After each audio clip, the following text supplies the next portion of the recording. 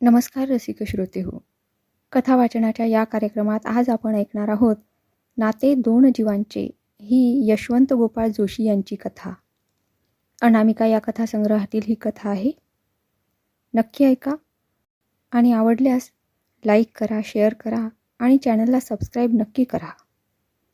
चला तर मग सुरुवात करूया. नाते दोन जीवांचे. सर, मी आत येऊ का? मिस राजे, तुम्ही हल्ली वरचेवर उशिरा येता ऑफिसात. यामुळे शिस्त बिघडते ऑफिसची. तुम्हाला अशी परवानगी दिली तर दुसरे लोक तुमचे अनुकरण करू लागतील.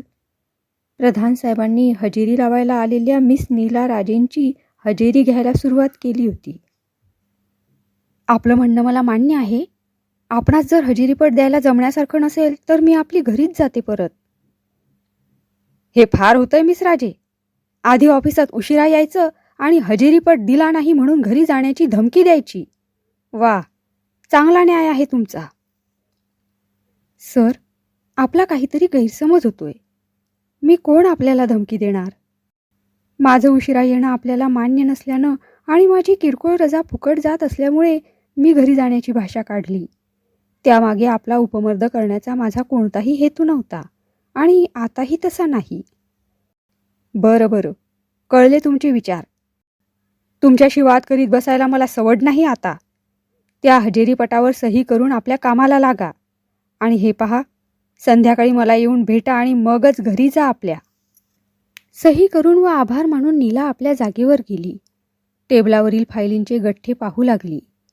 थोड्याच वेळात चहाचा ग्लास टेबलावर येताच तिने घसा शेकत शेकत तो रिकामा केला. आता तिला अंबळशी हुशारी वाटत होती. टायपिंग मशीनमध्ये कागद घालून ती जोरात कामाला लागली.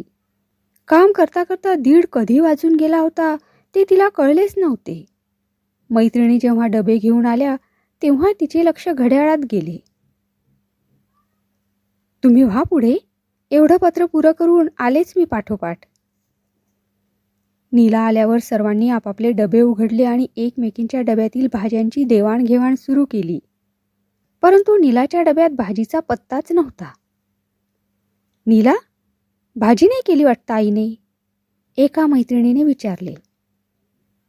माझी आई आजारी आहे सध्या, त्यामुळे सगळं काही मलाच पाहावं लागतं. तेव्हा भाजी आणायला व करायला जमतच असं नाही. नीलाने आपली अडचण मोकळ्या मनाने सांगितली. बोलता बोलता तिला जोराचा ठसका लागला होता. आईने आठवण काढली नसेल ना, या जाणीवेने तिच्या मनात थोडा वेळ घालमेल झाली. एवढ्यात सगळ्यांचे खाणेपिणे आटोपले होते. मिलन सुपारी चघळीत मैत्रिणी पांगल्या होत्या. नीलाही आपल्या जागेवर गेली होती. यंत्राप्रमाणे तिची बोटं मशीनवर पडत होती. 4:30 वाजता महत्त्वाच्या फायली हातावेगळ्या करून ती मशीनवर डोकं टेकून बसली होती. मिस राजे, काही होतंय का तुम्हाला? एका सहकार्याने हमदर्दीच्या सुरात नीलाला विचारले. त्याच्या मनात नीला भरली होती. त्यामुळे संधी मिळेल तेव्हा तो तिच्याशी सलगी साधण्याचा प्रयत्न करीत होता. पण नीला त्याला प्रतिसाद देत नव्हती. जरासं डोकं दुखतंय माझं. चहाला येता का? सॅरिडॉनची गोळी घ्या चहाबरोबर, म्हणजे खूप रिलीफ मिळेल. नाहीच थांबलं डोकं तर थोड्या वेळाने पाहू. नीलाच्या या अनपेक्षित उत्तराने तो हिरमुसला झाला. मुकाटपणे आपल्या खुर्चीकडे गेला आणि हातातली फाईल टेबलावर आपटीत त्याने तिचा निषेध केला. स्वारी बरीच नाराज झाल्याची नीलाने ताडले होते, पण तिचा नाईलाज होता. ज्या विचित्र परिस्थितीतून ती सध्या जात होती त्या परिस्थितीत प्रेमाचा विचार करणे शक्य नव्हते तिला. वडिलांचे छत्र गेल्यापासून घराचा गाडा तिच्या नोकरीवर चालला होता. कुटुंब प्रमुखाची भूमिका ती सध्या बजावीत होती. त्यामुळे नकळत तिच्यात प्रौढत्व डोकावू लागले होते. प्रधान साहेबांचा निरोप घेऊन एक मैत्रीण आली होती. त्यांना संध्याकाळी भेटण्याची गोष्ट नीला विसरूनच गेली होती. निरोप आल्यामुळे ती नाईलाजाने व कपाळावर आठ्यांचे जाळे चढवीत उठली होती. सचिंत मुद्रा करीत तिने साहेबांच्या केबिनमध्ये प्रवेश केला होता. बसा मिस राजे, तुम्ही सध्या वेळेवर का येत नाही ते अगदी थोडक्यात सांगा मला. माझी आई सध्या फार आजारी आहे, त्यामुळे घरातलं व बाहेरचं सारं मीच पाहते. त्यामुळे इच्छा असून सुद्धा वेळेवर येण्याचं कधी कधी जमत नाही मला. मग रजा घ्या 15-20 दिवस. आपला सल्ला योग्य आहे, पण काय करू, माझ्या क्रेडिटला तेवढी भरपगारी रजा नाही. वडिलांच्या निधनामुळे रजा संपून गेली माझी. आता बिनपगारी रजा घेतली तर घर खर्च कसा चालवू मी? सॉरी, तुमची पगारी रजा शिल्लक नाही हे ठाऊक नव्हतं मला. आणखी कोणी नाही का घरी? धाकटा भाऊ आहे माझा. सकाळच्या शाळेतून आल्यावर तो असतो आईजवळ. बरं झालं, सारं काही आलं माझ्या लक्षात. काही लागलं सवरलं तर माझ्याकडे यायला संकोच करू नका. मलाही भावना आहेत. पण शक्यतो उशिरा येऊ नका तुम्ही. आता तुम्ही जाऊ शकता. भेटीचा शेवट चांगला झाला या समाधानाने नीला घरी निघाली होती. तिचा हा येण्या जाण्याचा क्रम कितीतरी दिवस चालू होता. पण आईचा मुदतीचा ताप हटता हटत नव्हता.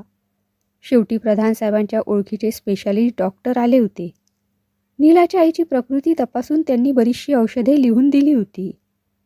काळजी करायचं कारण नाही असं सांगून व भली मोठी व्हिजिट फी खिशात कोंबून ते निघून गेले होते. औषधांचा मारा वाढला होता. आईच्या आजारपणामुळे औषध पाण्यात सारा शिल्की पैसा संपून गेला होता. तेव्हा प्रधानसाहेबांकडून 200-250 रुपये उसने घेऊन नीला आईच्या शुश्रूषेला नव्या दमाने लागली होती. अखेर शेवटी 42 दिवसांनी तो मुदतीचा ताप हटला होता. नीलाच्या जीवात जीव आला होता. तिने देवापुढे ₹1.25 व नारळ ठेवला होता.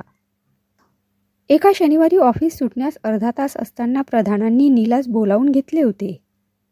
त्यांच्या पैशाबद्दल बहुधा ते विचारणार या काळजीने नीलाच्या पोटात भीतीचा गोळा उभा राहिला. दबकत दबकत तिने केबिनचे दार उघडले व ती आत गेली. कसं आहे तुझ्या आईचं? बरी आहे ना आता प्रकृती? एकेरी शब्दात विचारलं म्हणून राग नाही ना आला तुला? छे छे, तो हक्कच आहे तुमचा. आईला बरं वाटतंय आता. आपण देवासारखे धावून आलात म्हणून माझी आई बरी झाली. आपले उपकार. ते जाऊ दे ग. खूप दिवसात तू रविवारची रजा मजेत घालवली नसशील, तेव्हा बेईमान या नाटकाची 2 तिकीटं आणली आहेत मी. 2 तिकीटं? अगं अशी घाबरून जाऊ नकोस. एक तिकीट तुझं आणि दुसरं तुझ्या धाकट्या भावाचं. तिकिटांचा खुलासा ऐकून नीलाचा जीव भांड्यात पडला. क्षणापूर्वी मनावर आलेले दडपण खुलासा ऐकल्याने पार नाहीसे झाले. पण तेवढ्यात तिला आईच्या एकटेपणाची जाणीव झाली. आईला घरात ठेवून भावाबरोबर नाटकाला जाणं बरं दिसणार नाही, असा विचार तिच्या मनात आला आणि सहजपणे ती बोलून गेली. सर, हे जमण्यासारखं नाही. का ग? आईला घरी एकटं ठेवून आम्ही नाटकाला जाणं बरं दिसणार नाही. अहो, शेजारी पाजारी काय म्हणतील? शेजाऱ्यांचा विचार करायचं कारण काय? तुझ्या आईच्या आजारपणात ते आले होते का धावून मदतीला? त्यांना कशाला एवढं भ्यायचं? त्यांचा विचार एक वेळ दूर करता येईल, पण आईला काय वाटेल? एवढंच ना? तुझी हरकत नसल्यास मी येऊन बसेन थोडा वेळ तुझ्या आईजवळ. आता तर माझं बोलणंच खुंटलं. नीला उत्साहाचे वारे मनात कोंबून 2च्या ठोक्याला कचेरीच्या बाहेर पडली. कितीतरी दिवसांनी नाटकाचा योग जमून आल्याने ती मनोमनी आनंदाने बहरली होती. स्टेशनच्या वाटेला न जाता ती बसमधून घरी निघाली होती. खिडकीपाशी बसून खुशीत वारा पीत ती जात होती. तिचे केस भुरूभुरू उडत होते. पदरही सावरताना तारांबळ उडत होती. प्रधानांच्या चांगुलपणाने ती सुखावली होती. त्यांनी आतापर्यंत केलेल्या मदतीचा विचार करता करता घर कधी आले ते कळलेच नव्हते तिला. वाटेत तिने खुशीचे द्योतक म्हणून सायलीची वेणी घेतली आणि ती आपल्या केसात माळली. नीलाची प्रसन्नता तिच्या आईनेही टिपली होती. थोडा वेळ गेल्यावर नीलाकडून खुशीमागचे रहस्य जाणून घेत ती म्हणाली, जाऊन या तुम्ही नाटकाला. 3-4 तासांचा तर प्रश्न. सहज वेळ जाईल माझा. माझी मुळीच काळजी करू नका. ठरल्यानुसार नीला व तिचा भाऊ नाटकाला गेले होते. थोड्या वेळाने नीलाला म्हटल्याप्रमाणे तिचे साहेब आले. त्यांना पाहून नीलाची आई उठून बसली. काहीतरी बोलायला सुरुवात करायची म्हणून प्रधानांनी विचारले, कशी आहे तब्येत आता? आता खूपच बरं वाटतंय मला. आपण माझ्यासाठी फारच तसदी घेतलीत. कोणत्या शब्दात आपले आभार मानावे कळत नाही मला. त्याची मुळीच गरज नाही. आपल्याला बरं वाटलं यात सर्व काही मिळालं मला. पण काळजी घ्यायला हवी अजून तुम्हाला. चांगली शक्ती येईपर्यंत कामबिम करू नका तुम्ही घरातलं. अहो, मी काही करायचं म्हटलं तरी नीला मला हातच लावू देत नाही कामाला. गेली ना नीला वेळेवर नाटकाला? तुम्ही तर अगदी कमाल केलीत. किती काळजी घेता तुम्ही नीलाच्या सुखाची. तिच्या वडिलांचीच आठवण करून दिलीत मला. त्यांचंही खूप प्रेम होतं पोरीवर. खूप जीव जडला होता तिच्यावर. पण तिचं भवितव्य घडवायचं नव्हतं त्यांच्या नशिबात. नीलाच्या आईच्या डोळ्यातून अश्रू वाहत होते. आधी अश्रू पुसाते. तुमच्या भावना कळतात मला. नियतीपुढे कोणाची मात्रा कधी चालते का? आता माझंच पाहना. 3 वर्षापूर्वी माझी सुरेखा अशीच मला सोडून गेली. फार वाईट झालं. कशानं गेली ती? कॅन्सर. बिचारी. ती सुटली बिचारी, पण मला आणि माझ्या छोट्या राजूला कायमचं दुःख देऊन गेली. खरं म्हणजे आपण दुसऱ्या लग्नाचा विचार करायला हवा होता. अहो, त्यासाठी थोर नशीब असावं लागतं. माझी आई व माझा राजू या 2 महान आपत्ती वाटतात लोकांना. त्याला कोण काय करणार? कमाल असते एकेकाची. जाऊ द्या, विसरून जा माझी रडकथा. नीलाचे वडील गेल्याने आणि माझी सुरेखा गेल्याने आपण दोघेही समदुःखी आहोत. नीलाच्या आईने प्रधानांना लिंबाचा रस तयार करून दिला. नाही होय करता करता त्यांनी थोडासा रस घेतला आणि ते बोलू लागले. रसावरून आठवण झाली पहा. आपल्या जीवनात आता रस राहिलाय कुठं? तुमच्यासारख्यांना नोकरी उद्योगामुळं दुःख विसरता तरी येते. मला मात्र मुलं बाहेर गेली तरी आणि घरात असली तरी हे घर कसं खायला उठतं अगदी. मग यातून काहीतरी मार्ग नको का काढायला? आता कसलं आलं आहे सुख. दुःख नाही वाटलं तरी खूपसं मिळालं म्हणायचं. अहो, ही विचारसरणी आता फार जुनी झाली. जग आता खूप बदललंय. आपणही आता थोडंफार बदलायला हवं. आपल्याला नक्की काय सुचवायचं आहे ते नाही आलं माझ्या ध्यानात. या निरस बेचव जीवनात आपलं जे सुख हरपलंय ते आपणच शोधायला नको का? अहो, दुसऱ्या कोणाला कशाला पडली आहे आपल्या सुखाची फिकीर? तुम्हाला काय म्हणायचंय ते अगदी मोकळेपणे बोला. आडपडदा कशाला ठेवता? नीलाच्या आईच्या या बोलण्याने प्रधानांचा धीर चेपला होता. ते बोलू लागले. अहो, आणखी सरळ काय सांगायचं राहिलं आहे? सुखाचा धागा कुठे गवसतो का याचा विचार समदुःखी माणसांनीच नको का करायला? म्हणजे? आता स्पष्टच बोलतो. तुम्ही माझ्याबद्दल व मी तुमच्याबद्दल विचार करायला काय हरकत आहे? आपण दोघेही दुःखाच्या नावेत बसलो आहोत आणि शोधतो आहोत सुखाचा किनारा. पण तो तर आहे आपल्याच पाशी. तुमचं बोलणं आलं माझ्या लक्षात. तुमचे विचार वावगे मुळीच नाहीत. पण ते आचरणात कसे आणायचे? विचार पटले तर मार्ग सापडणं तितकंसं कठीण काम नाही. पुन्हा बोलू आपण कधीतरी. सगळंच आत्ता नको. येऊ मी आता? उत्तराची अपेक्षा न करता प्रधानांनी काढता पाय घेतला. आपली योजना बरीचशी फळद्रूप झाल्याच्या आनंदात अगदी झपझप पावले टाकीत ते आनंदी मुद्रेने निघाले होते. या अनपेक्षित चर्चेने नीलाची आई चक्रात सापडल्यासारखी झाली होती. असले विचार सांगायला आणि ऐकायला चांगले असतात, पण ते कृतीत आणायला जे धाडस, जे हिंमत लागते, ती आणण्याचं सामर्थ्य सर्वसामान्य माणसाच्या अंगी क्वचित असतं. असले धाडस करणाऱ्याला समाजातील वादळी वाऱ्यांशी सामना द्यावा लागतो. इतकं दुःख पचवल्यावर सुखाचा शिडकावा होण्याची शक्यता असते. पण सुखाची खात्री देता येतेच असं नसतं. खूप वेळ विचार करता करता नीलाच्या आईला डुलकी लागली. थोड्या वेळाने नीला नाटक पाहून घरी आली होती. तिच्या आईच्या जीवनात नवीन नाटकाचा पहिला प्रवेश सुरू झाल्याचा नीलाला थांगपत्ता नव्हता. दिवसामागून दिवस सरले, महिने बदलले. उन्हाळा संपून पावसाळा सुरू झाला. आषाढातला पाऊस जाऊन आता श्रावणातल्या सुखद सरींची बरसात होत होती.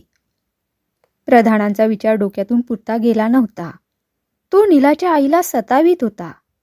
खूप विचार करून त्यांनी मनाशी निर्णय घेतला. नीला, आज न विसरता हे पाकिट दे तुझ्या साहेबांना. काय आहे एवढं त्या पाकिटात? आधी ते देण्याचं काम पुरं कर. तू संध्याकाळी आल्यावर बोलू आपण निवांतपणे त्या पाकिटाबद्दल. त्यांच्या पैशाबद्दल काही लिहिले आहेस का तू? तुझ्या इतकीच मलाही काळजी आहे म्हटलं त्यांच्या पैशांची. लिहिलंय मी सारं काही. बरं झालं. मला बाई त्यांना सांगायला धीरच होत नव्हता. देईन मी हे पाकीट त्यांना. अच्छा, येते हा आई मी. असं बोलून नीला गेली होती. नीलाच्या आईला मनावरचे दडपण कमी झाल्यासारखे वाटत होते. संध्याकाळी नीलाला त्या पाकिटाची अचानक आठवण झाली. लगेच ती प्रधान साहेबांच्या केबिनमध्ये गेली. आईने तुम्हाला चिठ्ठी दिली आहे, असं सांगून तिने ते पाकीट त्यांच्यासमोर ठेवले. वरिष्ठ अधिकारी बोलावत असल्याचा निरोप आल्यामुळे प्रधानसाहेब लगबगीने केबिनच्या बाहेर पडले. त्यामुळे दोघांचे संभाषण खुंटले होते. ऑफिसची वेळ संपल्यावर नीला घरी परतली होती. सगळीकडे सामसूम झाल्याचे पाहून प्रधानांनी मोठ्या आशेने ते पाकीट फोडले होते. आतले पत्र काढून त्यांनी वाचायला सुरुवात केली. इतक्यात त्यांना सिगारेटचा झटका आला. पाकिटातून गोल्ड फ्लेकची एक सिगारेट काढून त्यांनी ती पेटवली आणि पत्र वाचनास सुरुवात केली. सप्रेम नमस्कार. पत्राची सुरुवात करतानाच मला अडखळायला झाले. सवय नाही हल्ली पत्र लिहिण्याची. परंतु जे विचार बोलण्यासाठी तोंड धजावत नाही ते लेखणीच्या माध्यमातून मांडणे जरा सोपे असते, असं वाटल्यामुळे हे पत्र लिहित आहे. आपण माझ्या आजारपणात जी आर्थिक मदत केली आहे तिची फेड दरमहा 50 रुपये अशा हप्त्याने करण्याचे योजिले आहे. आता मी आपल्या मुख्य प्रश्नाकडे वळते. समदुःखी माणसांनी आपल्या सुखाचा मार्ग शोधायला हवा, असं आपण मागे म्हणाला होतात. त्यासंबंधीचे माझे अंतिम उत्तर ऐकण्यासाठी आपण कधीमधी येणार होतात. त्यासंबंधीचे माझे विचार मी आपणास आता कळवीत आहे. पुन्हा संसार मांडण्याचे धाडस मला तरी जमेल असं वाटत नाही. याबद्दल आपण उदार अंतःकरणाने मला क्षमा करावी. संसार मांडून मी आपले हे दुःख दूर करू शकत नाही, परंतु बहिणीच्या नात्याने आपले थोडेफार दुःख हलकं करण्यासाठी मी अवश्य झटेन, असं मी आपणास आश्वासन देते. बहिणीच्या प्रेमाची साक्ष म्हणून मी सोबत राखी पाठवत आहे. उद्या नारळी पौर्णिमेचा दिवस आहे. तेव्हा बहिणीची आठवण म्हणून आपण माझी राखी जरूर जरूर बांधावी. माझ्या आजारपणात आपण जशी आस्था दाखवलीत तशीच आस्था यापुढेही आपल्या या अभागी आणि दुर्दैवी भगिनीस दाखवावी, हीच माझी प्रार्थना. आपली भगिनी उमा उर्फ नीलाची आई. पत्र वाचून पुरे झाल्यावर का कोण जाणे, पण प्रधान साहेबांचे डोळे पाणावले. साश्रू नयनांनी ते त्या राखीकडे पाहत होते आणि सिगारेटची राख टेबलावर इतस्ततः विखुरली होती.